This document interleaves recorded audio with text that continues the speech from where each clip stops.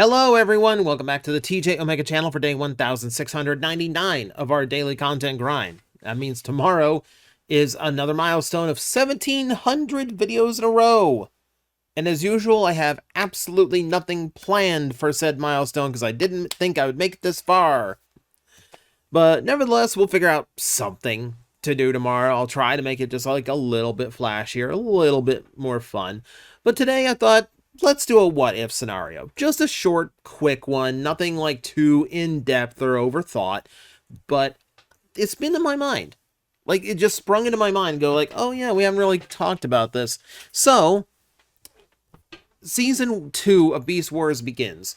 And the writers are basically told, well, we're not using these characters and toys anymore. You can do away with them. So the writers are given the task of putting characters on the chopping block. And we originally knew that it was going to be, supposedly, Scorponok and Waspinator, because Terrorsaur had a Transmetal toy for Season 2 ready to go. But people really liked Waspinator. The writers hated him. People really liked Waspinator, so Terrorsaur got axed instead. Now that does leave the question, however, what if Terrorsaur had actually survived? What would have happened if he actually didn't take the big lava bath? Well, that's kind of what we're here to explore today. Now, if we're talking about one victim of that episode, then we do have to cover the elephant in the room, and that is the scorpion in the room. So I thought about this, and whether or not he went Transmetal or not, I feel like nothing significantly changes with Scorponok as, you know, a living member of Megatron's team. It does give Megatron one more loyalist, which he's always short on, especially in the later seasons. However, I don't know how much difference he actually makes to the overall story. If Terasaur is still around, he's still going to be an agent against Megatron, so having Scorponok around basically just evens the odds. We don't know what his his Transmetal form was a McDonald's toy. We don't exactly have stats on exactly how powerful he would have been or what extra skills he brought to the table. Really, the only thing we knew would be that his biological weaponry and that side of him would still be a factor. Might have helped with dealing with the last Vok weapon, but that's about it, really. It's hard to say what he would have done. Like, I feel like ultimately he would have fallen into the Rhinox role of where there's not a whole lot of direction for the character, so he's mostly just at the base informing the others, right? So, yeah, I don't think he leaves too much of a major impact on the plot if he's still there. However, with Terrorsaur, we have options. So, they take the big lava bath at the end of Season 1. At the beginning of Season 2, rather. So, there's two options here. In order to survive this, either Terrorsaur has to go Transmetal before he hits the lava, which we have seen. We have seen that that's a thing. You can, between Tarantulas and Megatron, both taking lava baths as Transmetals, they can survive getting dunked. So we have a scenario where Terrorsaur remembers that he can fly and transforms in time to catch himself, thus undergoing the Transmetal mutation, or he ends up the same way as Waspinator and conveniently lands in a repair tank. A restoration chamber. Someone's going to get me for not using the correct terminology the Predacons used. Either way, we have two scenarios. Either he survives as a Transmetal or as a basic Beast Wars character. We're going to start with how he gets along as a basic Beast Wars character, untransmetalized. In that scenario, I feel like he would likely fall in with Tarantulas and his crew that was built up at the beginning of Season 2 amongst all the arachnids, because he's just an agent against Megatron at all times, but now Megatron is way too powerful to overthrow, and I feel like Tarantulas not the brightest bulb, but I do feel like smart enough to realize he doesn't stand much chance against a Transmetal Megatron, so his best bet for seizing power at this point would be to go to someone else who seeks to see Megatron overthrown. That would be Tarantulas, and that would be his whole crew at that point. What's fascinating there is that you do have this potential to overthrow Megatron genuinely. Because keep in mind, if you have 4 Predacons who are all gunning for Megatron, and none of them, and all want to see him out of power, Megatron at that point only has 2 points of backup. You have Inferno and Waspinator. And let's be honest, Waspinator in Season 2 counts as like half a soldier. So we have 1.5 soldiers to defend Megatron against 4 Predacons, including a Transmetal power and a half Transmetal in Quick Strike. Sheer numbers are going to give them leverage. You could potentially see an overthrow of Megatron in Season 2 if all 4 of them worked together on it, and they likely would. Now, what comes afterwards is interesting because, one, I don't think they'd kill Megatron. I think he's more useful alive, etc. Or he'd be cunning enough to get away. But it would leave this vacuum. And again, Terrorsaur, being more power hungry, is going to want to take that position. The fun part here is that Tarantulas really does not want to rule over the Predacons. He kind of just wants Megatron out of the way for his own machinations. So it doesn't really become him to just like forcefully take over the Predacons. He technically had a chance to do that in Season 1 when Terrorsaur temporarily offed Megatron. He didn't do anything with it then. So I don't think you have a power vacuum. What I think you have is Tarantulas letting Terrorsaur have his fun and pretend he's the leader of the Predacons now, mostly to puppet him, mostly to placate him, whereas Tarantulas has his own stuff going on for his other origins. Or the Cybertron Secret Police. If this is a Cybertron Secret Police thing, he just took out the biggest terrorist of the planet, and everyone else would probably be easy to round up. I think this charade continues, and potentially a power struggle between, disagreeing Predacons, until Megatron shows back up with Rampage in tow. Because we're going to hit Protoform X no matter what. So, if Megatron is cunning, and he is, then in this scenario, you likely have them recovering a wounded Rampage, but more negotiating for his cooperation rather than forcing it through like the spark cutting, because obviously he wouldn't have the tech if he's lost his base. But when you have a force like Rampage cooperating with you, then storming the base and taking everything back is going to be pretty simple. I think everything falls back in line at that point. I think Megatron takes over. I think Rampage may or may not have his spark cut by Megatron afterwards. They might reach an accord that prevents that, which means no Transmetal 2 Dinobot at some point. So that would be an interesting little take. But I think ultimately everything still plays out to a point. And I'm going to get to that point. But first, we have to explore the Transmetal side of the story instead.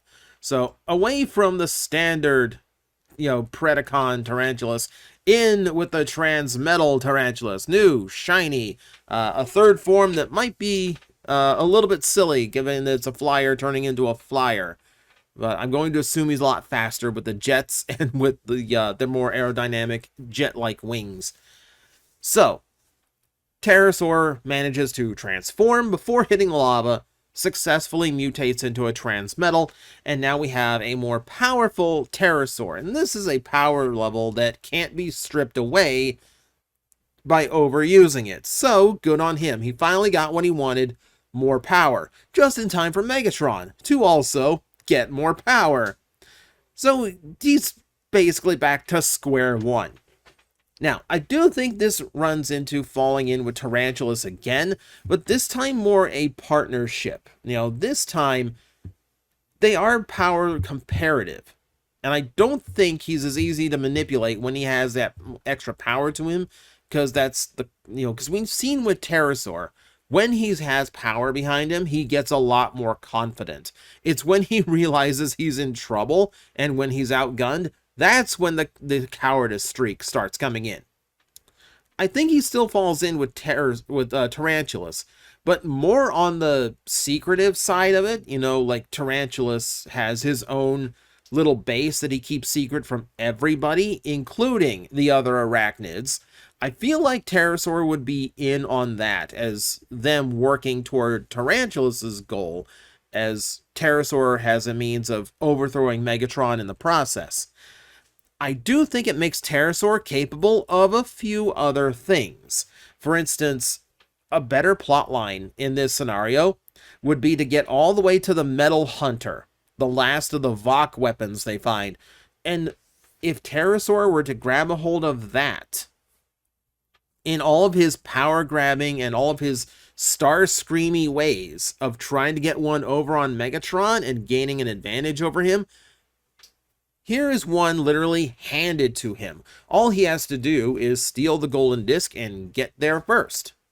And we know the transmetal forms will basically handle the rest. And if Tarantulas is helping him accomplish that goal, that changes things again. And again, remember, this would still have the Arachnid Alliance going on. They could be helping in the background as well. But we know Terrorsaur. The fun part to that storyline would be if he makes that kind of power grab for the Metal Hunter. That means the scenario where Tarantulas is dropped and has to work with the Maximals in order to stop Megatron. That doesn't happen. We know Terrorsaur really, really loves to have an underling. The one thing about him is that he was always looking for partnerships or a lieutenant of his own. That was a consistent thing across all of his takeover attempts. And the fun part about that is that Terrorsaur might want leadership of the Predacons, but he doesn't really want to betray his fellow Predacons, he actually wants to work together. When he proposes a cooperation with Dinobot, he's being genuine. He wants Dinobot's help. He wants to rule together. That's not like a scheme, as far as we know. So he would take Tarantulas in this scenario. That would be his ally. In the other case, he might... Actually, no. He might drop Waspinator, and that's about it. But he would drop Megatron instead, which would lead to this really fun scenario where Megatron has to cooperate with the Maximals in order to get that Metal Hunter under control. It's Megatron, so there's probably a contingency plan where even if him and Primal storm the Metal Hunter together in order to stop Terrorsaur, then there's still a contingency where Primal's going to go down with a ship. But he already did that once before, so I don't think Primal's going to fall for that again. It would have been a fun episode. It would have been a really cool dynamic. It would have been a little bit more interesting than Megatron gets a big death weapon, which is already fun in and of itself, because it kind of brings one of the Golden Disc plots all the way around. But in this case, I think it would have been a little bit more fun. Especially, I always like seeing when, the hero and the villain are forced to work together. This would have been a great opportunity. Now, both of these stories have the exact same ending in the exact same spot. In the first scenario, I think all of those Predacons are browbeaten back into line and basically just become cannon fodder for Megatron again. Whereas in the Transmetal's version of the storyline, I feel like Terrorsaur went too far, and when that fails, he's probably going to lay low for a bit. He's probably just going to try to avoid Megatron altogether until he has no choice. But I do think eventually he's going to try to work into Megatron's good graces again. I think both of them are. And I think both of them earn their spot back with the exact same agreement. So Megatron has his plan during the agenda, and he really wants to dissuade and distract the Maximals in the process. He tells them of an Energon cache that he just has conveniently stored away, and when Maximals go to investigate it, the whole thing blows up. Now, it's Inferno who is there to trigger the trap. And granted, he does it himself with his own blaster. But this is the plan for Megatron. So, if that's the plan, if for the soldier to go down with the ship, I feel like he would have sent Terrorsaur in to do it instead. I feel like it would have been an accidental situation where Megatron's trap would have been the same. You know, Maximals enter Energon-filled cave, everything go boom. I feel like regardless of how it is written, that is how it would have gone. But if Terasaur is around, I feel like this would have been Megatron's way of eliminating a traitor amongst his midst, a power-hungry traitor amongst his midst, before he goes for the ultimate power grab of the arc. Because he kind of would need Terrorsaur out of the way before he attempts that. Thus would end either version of Terrorsaur, atomized by an Energon explosion, just like Inferno was supposed to be, but if Inferno hadn't been so dang popular, I don't think he would have been spared and gotten into Season 3 the way Inferno was. Let's put it that way. Now, I haven't been honest with you. So, this is where normal Terrorsaur's story would end if he survived into Season 2. However, going into Season 2 as a Transmetal, this is not the story that would be told. Because really, if we're doing this as this is a weekly cartoon thing and we have to fill 13 episodes, yes, this is absolutely how it would have gone, I think.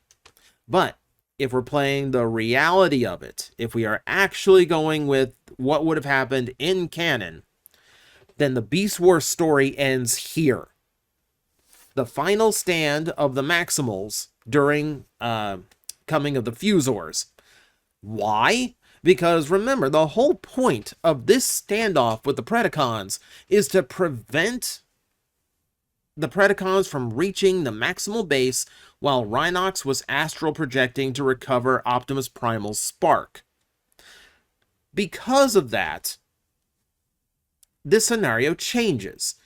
At one point in this, Waspinator and Silverbolt, who's still tricked into working with the Predacons at this point, fly off to interfere and attack the base, and it's up to Cheetor to stop that. Now, Waspinator can be handled easily, and that meant that when he met with Silverbolt in midair, it was an even match between the two, and it's really just experience in battle that makes Cheetor come out on top.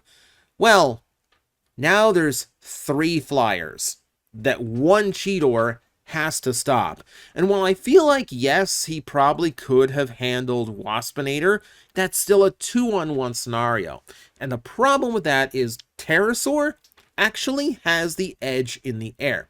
Now, I had to consult their actual bios, the tech specs, in order to check who's faster, and they're both rank 10 when it comes to speed, so the answer is neither. So I had to go a different route. Instead, I looked up what their abilities were as far as their flight modes. And whereas Terrorsaur is now a jet-powered, like supersonic type of, aircraft pteranodon, Cheetor is a cheetah with jet boosters that, according to his bio, grant him limited flight capabilities. And when you consider that Terrorsaur is far more aerodynamic than a cheetah. Cheetah's aerodynamic on the ground, not in the air. You're going to have a Terrorsaur who, even if not as faster than Cheetor, can at least keep up the same pace. So if he's got an advantage in distance, Cheetor's got nothing to catch up to. He's got no way of catching up to Terrorsaur. And then you have flight experience. Terrorsaur's always been a flyer. Cheetor just learned that day. I think that gives you the edge. And this is not even without taking the distraction that is Silverbolt. I genuinely think if Terrorsaur's around in Transmetal mode, he reaches the base. He stops Rhinox's plan. Primal stays dead. Rhinox does die, and that's the end of the Beast Wars. Because you now have 3 standing Maximals, 2 injured, 2 dead, against a load of Predacons. That's where the story has to end. Now, everything after that is kind of like up to whatever you would think. Does Terasaur make power plans? What happens?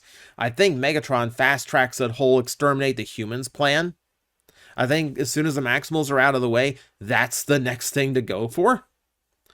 So, who knows what happens after that, because time gets all timey-wimey once he pulls that trigger. But that's pretty much where the scenario ends.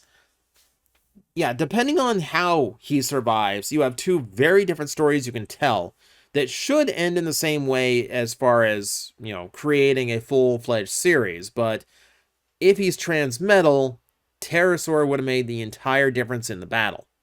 So, that's my take on it. Please feel free to let me know what you thought in the comment section below. If you got a different idea of how it would have gone, I'm actually curious to hear it, because these little, what-if scenarios are always kind of fun for different ideas. So, thank you all for watching. I will see you next time.